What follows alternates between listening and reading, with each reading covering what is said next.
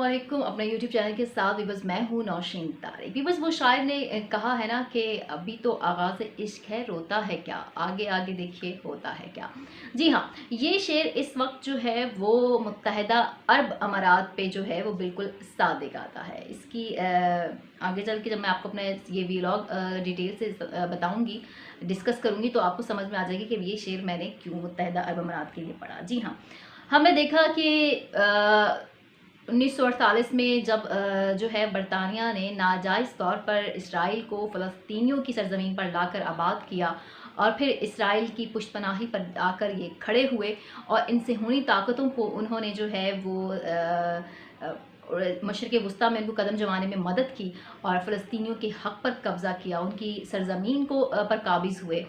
उस वक्त 1948 के बाद तक जो है वो मशरिक़ वस्ता में किसी भी मुस्लिम मुल्क ने जो है वो इसराइल की का जो वजूद था, जो नाजायज़ गैर कानूनी वजूद था, उसको तस्लीम नहीं किया था।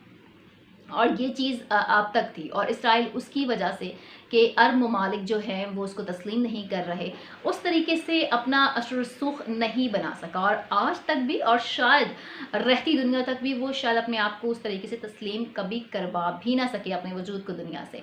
लेकिन उसके पास एक मंसूबा था कि वो अगर इस मशरिक़ वस्ता को अपने हाथ में कर लेता है और जो बादशाहत के नशे में धुत हुक्मरान हैं उनको किसी तरीके से काबू कर लेता है, तो फिर उसको जो है वो दुनिया भी तस्लीम कर लेगी उसकी कानूनी हैसियत को और वो फ़लस्तीन की सरज़मीन को भी अपनी सरज़मीन बनाने में कामयाब हो जाएगा। खैर, ये था तो एक आप कह सकते हैं कि दीवाने का ख्वाब ही है, लेकिन बहरहाल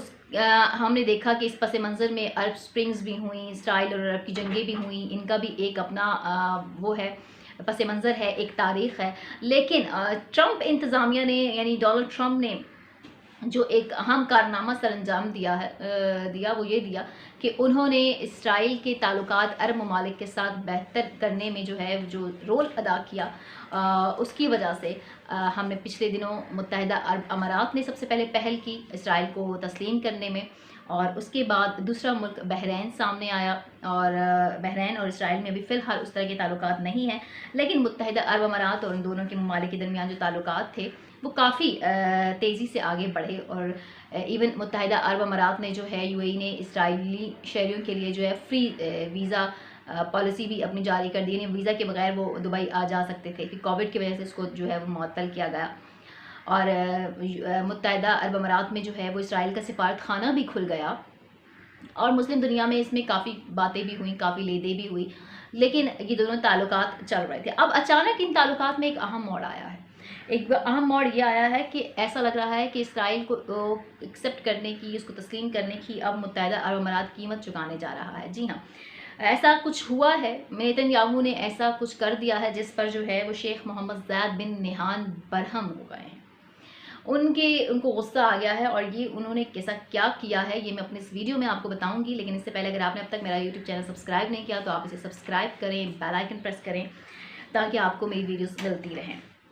यहाँ सबसे पहले मैं आपको बताऊंगी इस वक्त इसराइल में जो है वो 2 साल के अंदर ये चौथा इलेक्शन होने जा रहा है। जी हाँ, और इसके अलावा नेतन्याहू जो हैं, जो इसराइली वज़ीर आज़म हैं मौजूदा, उनके ऊपर ये भी एक आप कह सकते चिपके हुए हैं, इक़्तिदार छोड़ नहीं रहे हैं नेतन्याहू, और दूसरी जानिब उनको ये भी है कि उनके ऊपर करप्शन की भी एलिगेशन है। ऐसे में उनकी जो इलेक्शन कैंपेन है, उस इलेक्शन कैंपेन में वो मुत्तहिदा अरब अमारात के साथ जो अपने ताल्लुकात हैं उनको इलेक्शन जीतने के हक़ में इस्तेमाल करते हुए नज़र आ रहे हैं।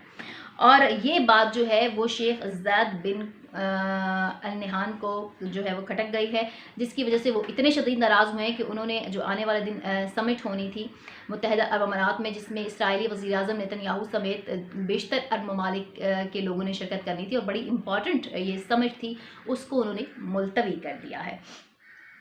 अब इसराइल में जो इलेक्शन हो रहे हैं वो 23 मार्च को हो रहे हैं। वहाँ पर भी सुनने में आ रहा है कि वज़ीर आज़म ने यूएई का दौरा मुलतवी कर दिया, इलेक्शन के बाद जाएंगे। अब तक वो काफ़ी दफ़ा जो है वो दौरे मुलतवी कर चुके हैं, इसके पीछे भी एक पस मंज़र है। लेकिन अभी यहाँ मैं बात वो करूँगी कि आखिर नेतन्याहू कैसे मुत्तहिदा अरब अमारात के साथ जो ताल्लुकात हैं उनको अपने हक़ में इस्तेमाल करते हुए अपनी इलेक्शन कैंपेन जीतना चाहते हैं या दोबारा से इक़्तिदार में इन रहना चाहते हैं, कैसे कर रहे हैं, और जिस पर शेख ज़ायद बिन अल नहान काफ़ी बरहम है। हमने देखा कि अमेरिकी सदर डोनाल्ड ट्रंप और उनके जो दामाद थे जैरेड कुशनर, उन्होंने जो है वो सबसे पहले इसराइल और यूएई के दरमियान ताल्लुकात में अहम रोल अदा किया, एक अमन मुआहदा तय पाया। और वैसे तो इस मुआहदे में ये कहा गया था कि जो है मज़ीद इसराइल मज़ीद रियासतों को, मतलब मज़ीद जगह जो है वो फ़लस्तीनियों की ज़म नहीं करेगा, और आने वाले दिनों में दोनों ममालिक अपने ताल्लुकात का कोई रोड मैप बनाएंगे। तो बेसिक जो चीज़ें वो थी, और उसके वजह से दोनों ममालिक के दरमियान अहम मुआहदे भी हुए जो पहले भी थे, लेकिन सफारती ताल्लुकात बहाल होने की वजह से तवानाई, दिफाई और डिफरेंट शोबों में जो है दोनों ममालिक ने मुआहदे किए। इस कारनामे पर जो डोनाल्ड ट्रंप ने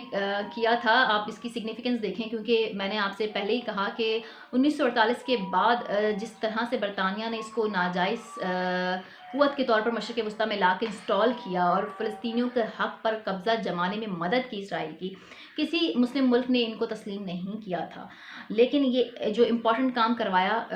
डोनाल्ड ट्रंप ने, उस पर तो उनके अपने मुशीर बराए कौमी सलामती रॉबर्ट ओब्रायन का कहना था कि अगर इस मामले पर डोनाल्ड ट्रंप को नोबेल प्राइज़ दिया जाए तो हैरान कौन नहीं होगा। आप ये इतनी सिग्निफिकेंट थी ये चीज़, यानी इसराइल को किसी अरब मुल्क की जानिब तस्लीम किया जाना। वो तस्लीम तो कर लिया, लेकिन अब उसकी कीमत चुकाने का टाइम आ चुका है जनाब। और मैं अब अपनी असल ख़बर की जानिब बढ़ूँगी कि वो ऐसा क्या हुआ है जिसकी वजह से जो है वो दोनों ममालिक के दरमियान अब एक दफ़ा फिर हमें सर्दमोहरी दिखने को मिल रही है। ख़बर ये है कि शेख ज़ैद बिन नहान ने जो है वो बरहम होते हुए जो है ये समिट मुलतवी कर दी, और उसमें उन्होंने कहा कि मुत्तहिदा इसराइल जो है वो अपने इलेक्शन कैंपेन में, जो इसराइली वज़ीर आज़म हैं वो मुत्तहिदा अरब अमारात के ताल्लुकात को इस्तेमाल कर रहे हैं अपनी इलेक्शन कैंपेन जीतने के लिए, यानी इलेक्शन जीतने के लिए। अब सवाल यहाँ पे ये भी उठता है कि आखिर नेतन्याहू ने ऐसा क्या कह दिया जिस पर शेख ज़ैद बिन नहान इतने बरहम हुए कि उन्होंने पूरी की पूरी समिट ही मुलतवी कर दी, जो बहुत इंपॉर्टेंट थी, जिसमें अरब ममालिक से लोगों ने कि सरबराहों ने आना था, जिसमें नेतन्याहू ने शिरकत करनी थी। तो उन्होंने ये कहा है, शेख ज़ैद की जानिब से ये कहा गया है कि इसराइली वज़ीर आज़म ने जो है वो एक रैली से, यानी इलेक्शन कैंपेन की जो रैली थी उससे ख़िताब करते हुए ये दावा किया है कि अबू धाबी के जो वली अहद हैं शेख ज़ैद बिन नहान, वो इसराइल में जो है वो 10 अरब डॉलर की सरमायाकारी करने जा रहे हैं, और उसकी उन्होंने यकीन दहानी करवाई इसराइली वज़ीर आज़म नेतन्याहू को। अब आप समझ सकते हैं कि इतना बड़ा जो दावा उन्होंने किया है, और इसलिए किया है कि इसराइली अवाम से वो अपने लिए एक काम, मतलब वो वोट हासिल कर सकें जो उनको चाहिए कि अब जो है वो इसराइली वज़ीर आज़म बहुत इंपॉर्टेंट काम करने जा रहे हैं, ममालिक से सरमायाकारी इसराइल में ला रहे हैं, यानी इसराइल की तरक्की के दिन आ चुके हैं कि यूएई भी उसको वो कर रहा है। लेकिन यहाँ पे शेख ज़ैद ने बड़ा दो टोक अंदाज़ अपनाया। उन्होंने कहा है कि हम जो है वो इसराइल के इलेक्शन कैंपेन का हिस्सा ना बनना चाहते हैं और ना ही बनेंगे, और तब तक के लिए ये ताल्लुकात मुलतवी ही समझें जब तक कि वो इस इलेक्शन कैंपेन से फारिग नहीं हो जाते। अब कोई उनका दौरा भी नहीं है और ये समिट भी मुलतवी कर दी गई है। अब मैं आपको हकीकी मायनों में समझ आ गया होगा कि मुत्तहिदा अरब अमारात ने जो फ़लस्तीनियों के साथ एक कह सकते हैं कि उनकी कुर्बानियों को पस-ए-पुश डालकर या उम्मत मुस्लिमा की जो पीठ में छुरा घोंम कर उन्होंने अपने ताल्लुकात बेहतर बनाए थे, अपने मफाद को देखा था, अपने दिफ़ा को देखा था, अपनी मईशत को देखते हुए ये ताल्लुकात बहाल किए थे, और इसका सेहरा उन्होंने डोनाल्ड ट्रंप के हिस्से में डाला था, जिससे उन्होंने बहुत बड़ा कारनामा अंजाम दिया। तो उसकी कीमत वो चुकाने लग गए हैं, क्योंकि इसराइल ने अब मुत्तहिदा अरब अमारात के साथ जो अपने ताल्लुकात हैं उनको कैश करना शुरू कर दिया है। जी हाँ, अब वो इस चीज़ को इसराइली वज़ीर आज़म ने अपनी कैंपेन में यूज़ किया है, कल भी वो इस चीज़ को आगे भी जो है वो यूटिलाइज़ करेंगे, और इसकी जो कीमत है वो फिर मुस्लिम दुनिया बढ़ती हुई नज़र भी आएगी।